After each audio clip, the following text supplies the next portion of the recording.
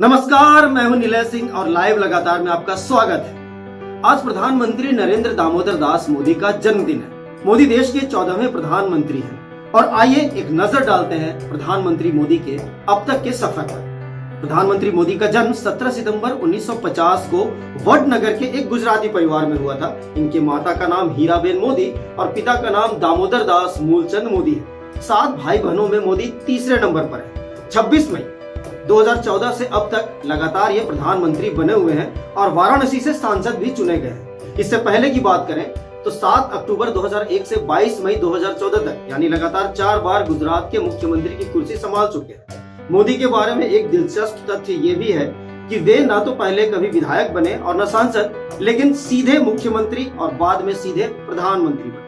मोदी के बचपन की बात करें तो मोदी 8 साल की उम्र में आरएसएस के संपर्क में आए और फिर संघ के ही होके रह गए। मोदी बचपन में अपने पिता के चाय की दुकान संभालने में मदद करते थे और बाद में अपनी चाय का एक स्टॉल बनाया। एसएससी करने के बाद मोदी ने घर छोड़ दिया था। इसके बाद उन्होंने अहमदाबाद स्थित गुजरात यूनिवर्सिटी से पॉलिटिकल साइंस में ग्रेजुएशन की डिग्री प्राप्त की। सन 1968 में उनकी शादी यशोदाबेन से हुई, तब वो 18 साल के थे। कहते हैं मोदी ने घर के दबाव में शादी तो कर ली, मगर कुछ समय के बाद ही उन्होंने घर छोड़ दिया। शायद उन्हें किसी और बड़े घर की तलाश थी। वो हिमालय की ओर निकल पड़े और अगले 2 साल कभी बेलूर मठ तो कभी हिमालय में भटकते रहे। 2 साल में उन्होंने क्या किया ये बात कभी भी सामने नहीं आई, मगर कई जगह अपने इंटरव्यू में उन्होंने इस बात को माना कि वे सन्यासी बनना चाहते थे। संघ के प्रचारक के रूप में हिमालय और मंदिरों से रिश्ता बना रहा। मोदी 1972-73 में खेड़ा जिले के मुख्यालय नाडियाद के संतराम दास मंदिर में रहे और संघ का दायरा छात्रों के बीच बढ़ाने का काम किया।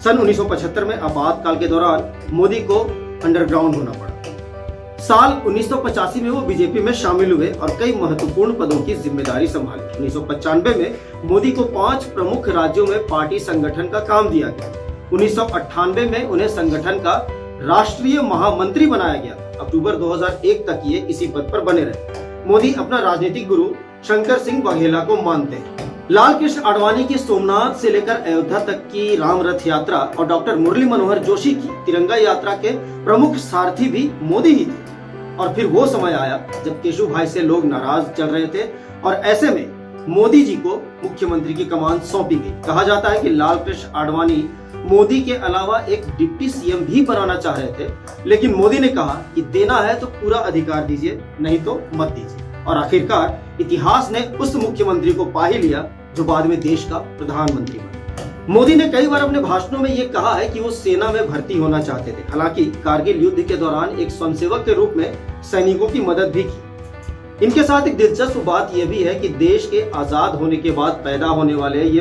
पहले प्रधानमंत्री हैं। अपने 7 साल के कार्यकाल में मोदी ने देश को make in India, skill India, startup India, clean India जैसी कई योजनाएं दी और उनके प्रयास से पूरी दुनिया में योग दिवस को मनाया जाता है। हालांकि नोटबंदी, सीएए, जीएसटी जैसे कई मुद्दों पर मोदी को विपक्ष के भारी विरोध का सामना करना पड़ा। फिर भी मोदी सभी विरोधों की परवाह किए बगैर लगातार अपने काम में जुटे हुए हैं। लाइव लगातार की ओर से प्रधानमंत्री मोदी को जन्मदिन की बहुत बहुत शुभकामनाएं। तो फिलहाल इतना ही, मुझे दीजिए इजाजत।